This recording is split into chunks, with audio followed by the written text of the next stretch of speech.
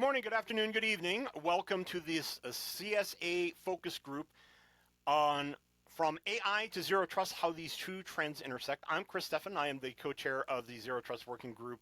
I have here with me my friend Josh Woodruff. We'll introduce ourselves here a little bit. Really looking forward to this conversation today. We're not going to kill you with slideware. In fact, you may not see any slides at all when it's all said and done.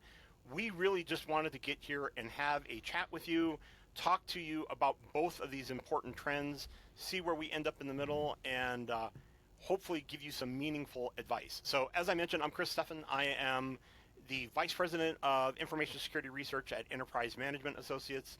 We're an analyst firm, much like the big ones that you've probably already heard of, but we do much more dedicated and personalized research in all things IT and cybersecurity.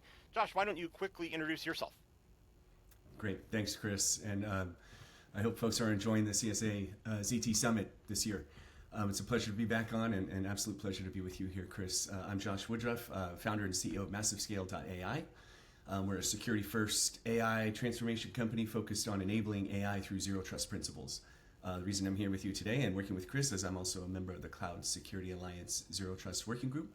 I'm one of the co-leads for the device workstream, so work closely with Chris and the CSA Zero Trust Working Group. Cross-industry, vendor-agnostic, love being part of this community, and I'm so glad all of you are able to join us today. I look forward to this conversation. Cool. Well, thank you for that. And you mentioned that you're in the co-lead for the device group. One of the things that I wanted to discuss, and we'll open it up with this, is that in the world that we're in right now, you can't get away without talking about agentic AI, AI in general, LLMs, whatever have you. But a lot of these AI agents are behaving kind of like a user, kind of like a device, like you're in charge of that group, an application simultaneously. How must the explicit verification principle in zero trust evolve to treat an AI agentic solution as a first-class non-human identity with its own kind of risk associated with it? Just kind of talk to me about how the world is looking at agentic solutions today and how we need to evolve that view to take it and secure our environments in this age of AI everything. Yes, it's such a great point, Chris. I do think it's helpful to think about AI agents as a digital worker. Think of them as almost another employee or a digital worker that's working alongside of you, and that means giving that agent its own identity. But if you step back, zero trust has always assumed humans are the center of gravity, right, for a lot of the principles and practices, although it does accommodate for non-human identities and what was used to be service accounts and machine accounts. This is a whole different kind of account that has reason and autonomy to it. So the math changes when the majority of identities are not human. They're not governed, they're not monitored, but they should be. Recent reports, you guys may have heard, there's various numbers around, but most enterprises already have more non-human identity accounts than employees. And autonomous AI agents will only accelerate that trend.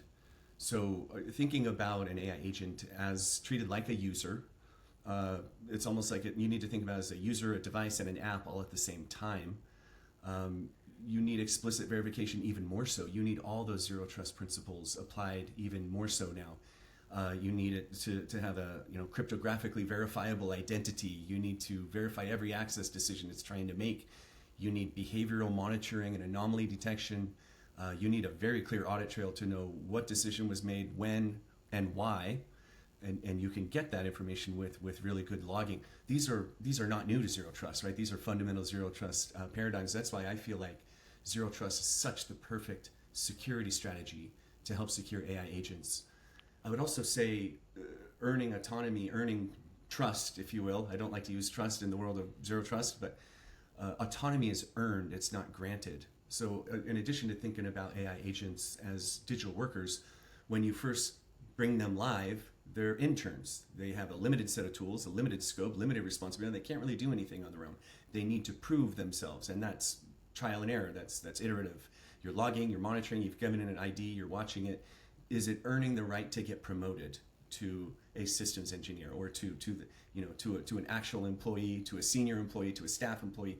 It has to earn rights by proving responsible decision making, and each step of the way requires monitoring, tuning, adjusting, And it's all leveraging the zero trust strategies and principles and practices that we all know and love. Yeah, I couldn't agree with you more. One of the biggest concerns that I talk to CISOs and others about is these over-credentialed, over-privileged accounts, just in general. Because here's just a microcosm of what's happening. So you get an agentic solution, you slap it in place, you basically say, give me the answer to the life, universe, and everything, and all of a sudden it doesn't give you anything. Or even worse, it gives you a hallucinogenic answer.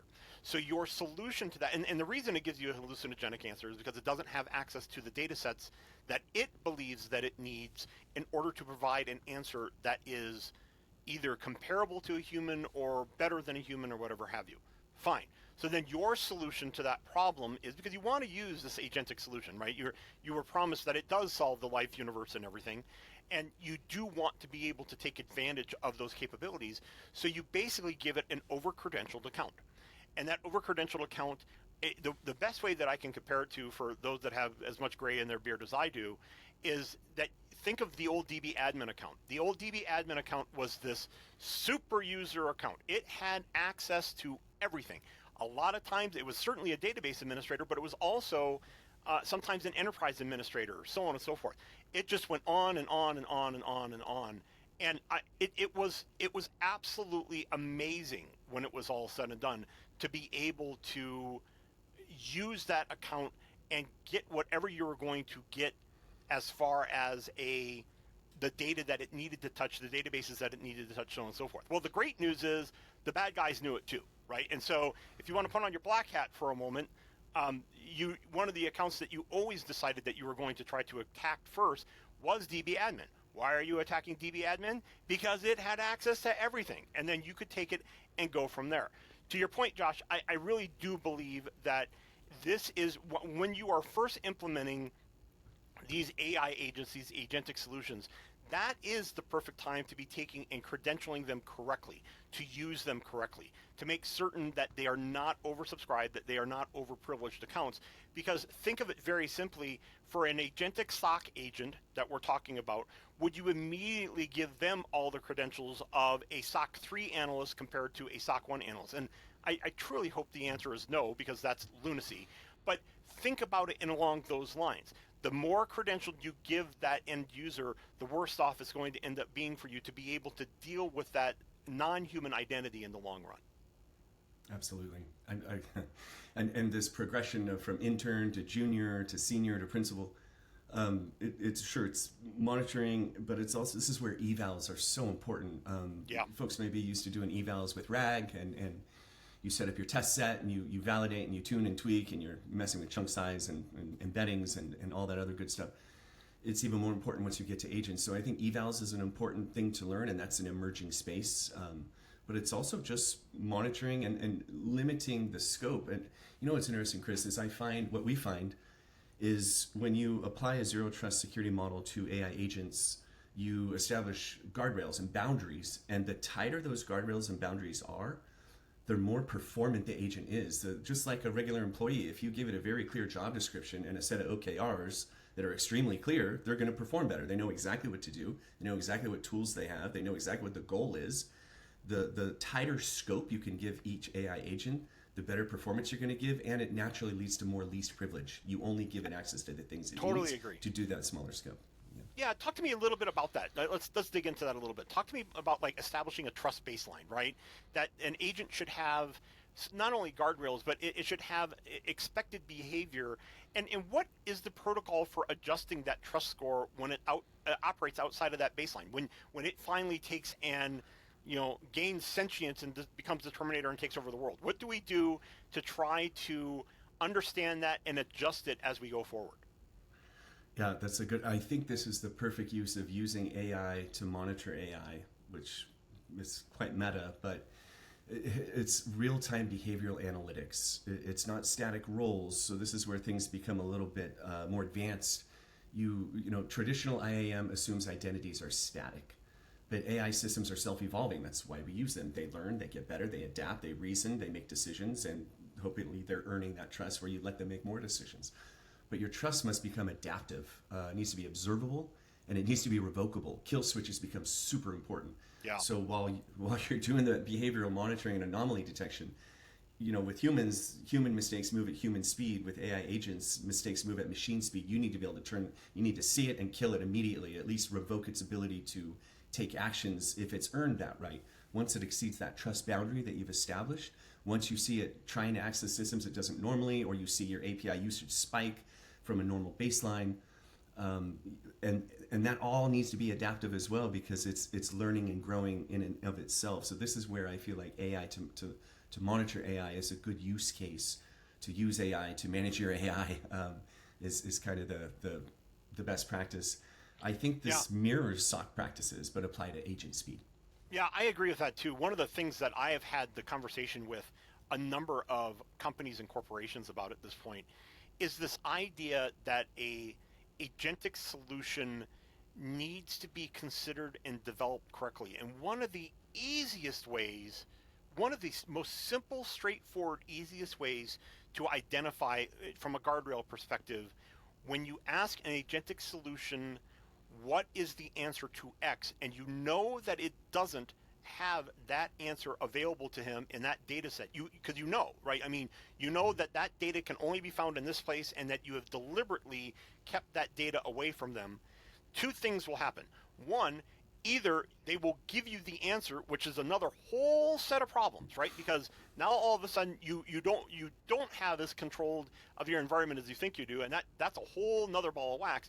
But the other thing, and this is where it comes to a fundamental development question, is that if the agentic solution is programmed correctly, the answer that it should respond is the three best words in an IT SOC enterprise environment, and that is, I don't know. No. If it doesn't know, I can deal with I don't know. I don't Right. know is a perfectly acceptable answer that I can then escalate appropriately to find the correct solution. If it does not have the ability to return the answer, I don't know, you have a set of problems that you are not going to be able to resolve, because what it will do is it will continue searching, prodding, poking, coming up with answers that might not even be in the realm of what the answer should be. Call it hallucinogenic, call it too much power and too much ability to go out and search for a correct answer. No matter how you look at it, think of it again as a SOC 1 person that starts in your environment isn't going to know every damn thing the first day they start. If your SOC 1 agent isn't saying, I don't know, 90% of the time, then something's weird there too, okay? And so, but over time, they learn, and that's the guardrails. That is understanding how those things are going to work. But if your agentic solution does not have the ability or will not give you an answer of I don't know, you need to be looking at why that's the case and try to solve that problem. Yeah, yeah, and we see success and failure across the spectrum with that, and it's a constant experimentation game. Different models work differently, whether it's prompt engineering or context engineering is really the latest approach to this. It's temperature settings. There's a lot of knobs and dials that it's an empirical exercise to get it to stop being the sycophant and making stuff up and just acknowledging. This is where the intern and the junior, they raise things and say, I think something's anomalous. Human, take a look at it. And so you move from like one-time authorization to ongoing probation. The agents earn their trust through behavior, and you're constantly tuning and tweaking and evaling. And once they prove it reliably and you get a high percentage, 95% of the time, they're saying the right thing and telling you when they don't know, then maybe that's when you elevate their privilege a little bit to say, okay, let's increase the tools, let's increase their goal, let's give them some more autonomy. But it's an art almost, not a science in how you can get any given model to do that. Yeah, and I guess the other thing that I always emphasize to people too, and I want to talk about privilege here in a minute, but one of the things that people don't seem to really recognize, and it's incumbent upon us, I think as a practitioner you understand this, I think people understand it in general, I think our bosses, the pointy hair types, don't always get it. And that is, an AI solution is not infallible. In fact, it's not even close. But guess who else isn't? That SOC 1 analyst that you're using to either augment or, heaven forbid, eventually replace. We're not anywhere near there yet, so don't really worry about that yet. But I think that there's a lot of pointy hair bosses out there that believe I'm going to adopt this AI solution to eventually augment or replace some of my SOC 1 staff. And what they think about doing that is that AI agent is somehow going to be more performant or infallible compared to the SOC 1 agent that they have. Because I've been that SOC 1 guy, albeit a year or decade or 2 decades or 3 decades ago, but I've been that guy once upon a time. I promise you, I was not infallible. I was close to infallible, but not infallible. But even the number that you mentioned, 95%, is still mean that you're wrong 5% of the time, and that is just the nature of being a human. Your agentic solution isn't going to be a whole lot better than that, and so. The reason I'm mentioning that specifically is that if you are a practitioner, it is incumbent upon you to make certain that your pointy hair bosses do understand that this is a tool, just like your SIM solution is a tool, just like your source solution is a tool, just like your XDR solution is a tool, just like your antivirus is a tool, and that sometimes it's going to miss things, sometimes it's going to make mistakes. If they look at it as a tool and look at it as understanding the capabilities of a tool, then you're going to be in a better place when it's all said and done. I couldn't agree more, Chris. I think that's such an important point. I think, and you see companies who have tried, I won't name them, but they're all over the news, who have tried to replace a bunch of humans with AI agents. That's the wrong question. You're not using AI agents to replace, you're using them to augment. It's a tool to help elevate your people. It augments it. It helps that SOC person become a better SOC person. It elevates their ability to do the mundane in a lot faster way. And oftentimes, there's this big fear out there that it's going to replace jobs. I mean, sure, it's disruptive, and there's going to be a natural transition, and all of those things are true. But in the end, the bigger play here is an augmentation and an amplification of human skills, not a replacement. I don't think you'll ever get away from human in the loop. The human always has to be in the loop, and it's going to amplify. It was the same conversation about virtualization. If you want to set your Wayback Machine 20 years, everybody was worried about virtualizing this out of a job. Well, seemingly I somehow survived that. You did as well. And back here in reality, we looked at it as a tool to simplify some of the unbelievably silly, mundane tasks that we were using. Step forward 5 years after that, we really started to get into the first slice of automation. Again, you're looking at an original firewall monkey, right? Looking at an add and deny statements or allow and deny statements that goes on, a billion records. Well, from an automation perspective, we pretty much don't do that anymore. And thank the lucky stars that we don't. It sucked. Right. It was horrible, okay?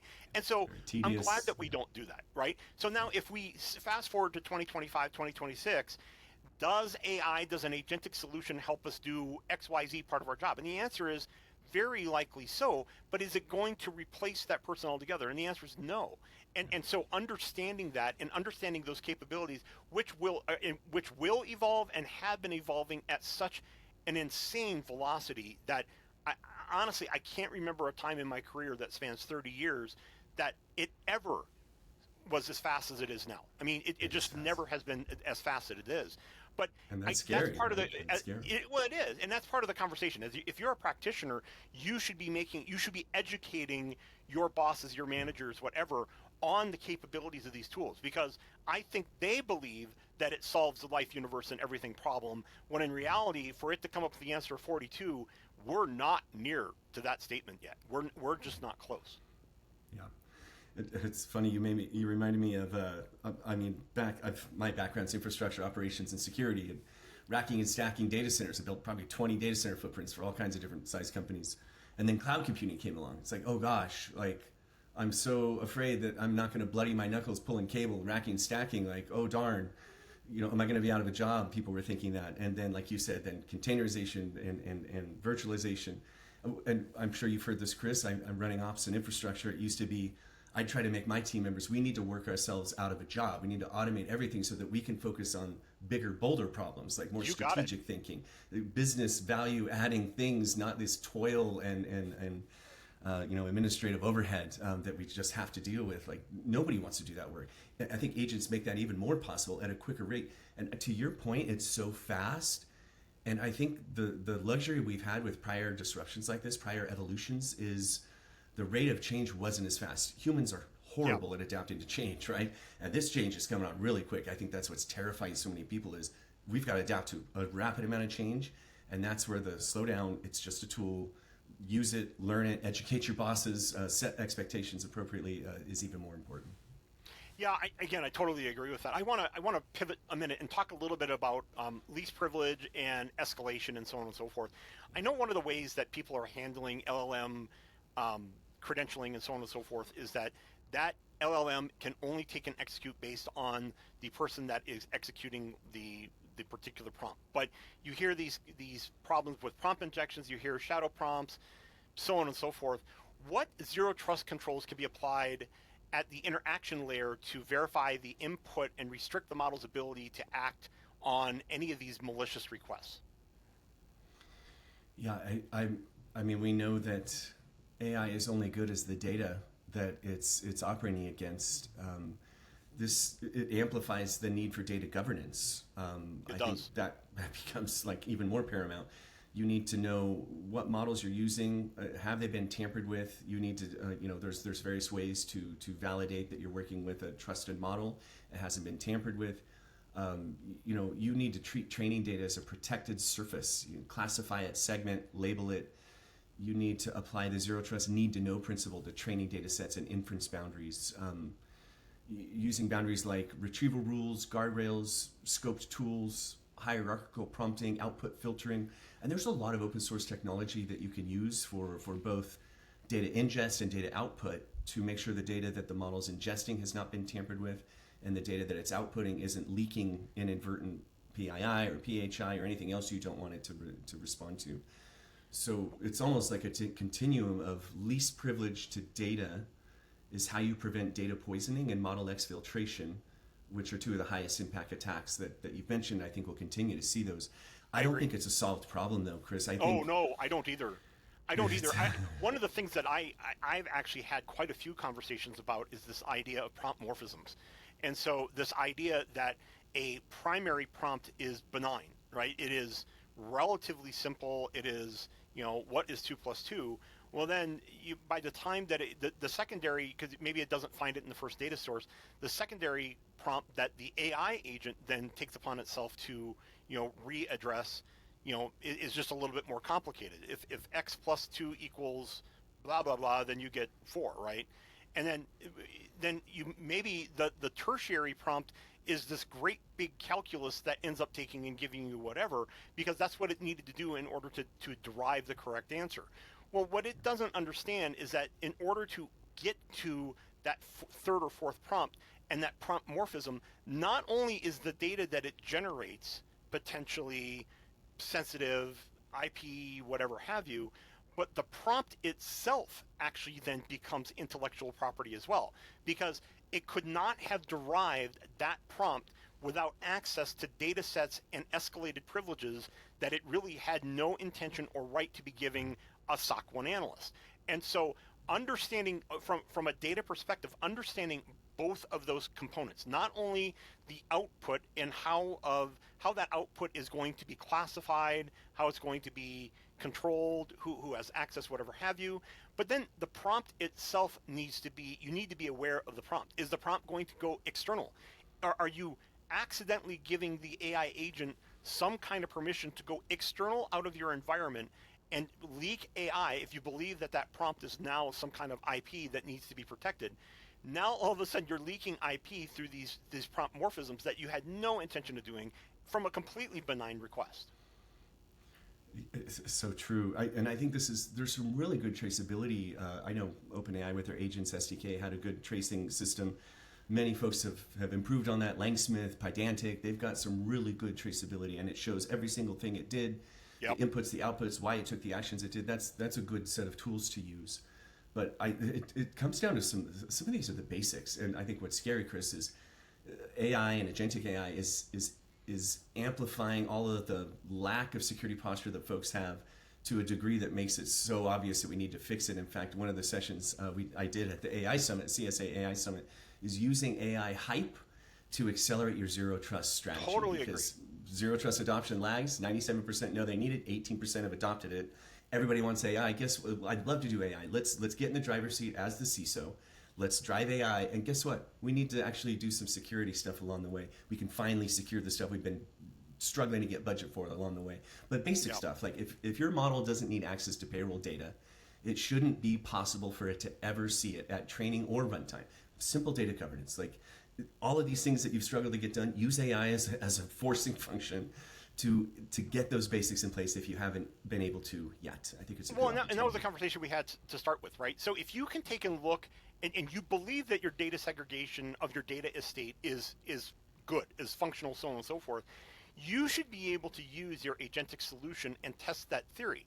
If you can only derive an answer based on this supposedly secure data set, and yet it comes up with that answer anyway, you know you have a problem. It's just that simple. You need to take and fill your leaks. Understanding that takes time. It takes time, it takes effort to train, so on and so forth, but it is something that you should be going through every time you deploy one of these. I know we only have about a minute left. I wanted to give you an opportunity to kind of give some closing thoughts, and then I'll take and have some closing thoughts and a conclusion. Yeah, thank you, Chris. I can talk so much about this. I think I think the big question that folks should be asking is: should zero trust for AI be mandatory before AI deployment? Yes. Every agent, given enough time, will become autonomous. That means embedding zero trust in the AI isn't optional. I would say it's foundational. And the fastest way to scale AI is to secure it first. Security accelerates adoption instead of slowing it down. In fact, I like to say, with agentic AI, security is the roll cage that lets you take corners faster. It's not the brake pedal. And it finally forces folks to realize that security is an enabling function, not a debilitating. It's not the team that Yep. says no, it's the team that says, how do we do this securely?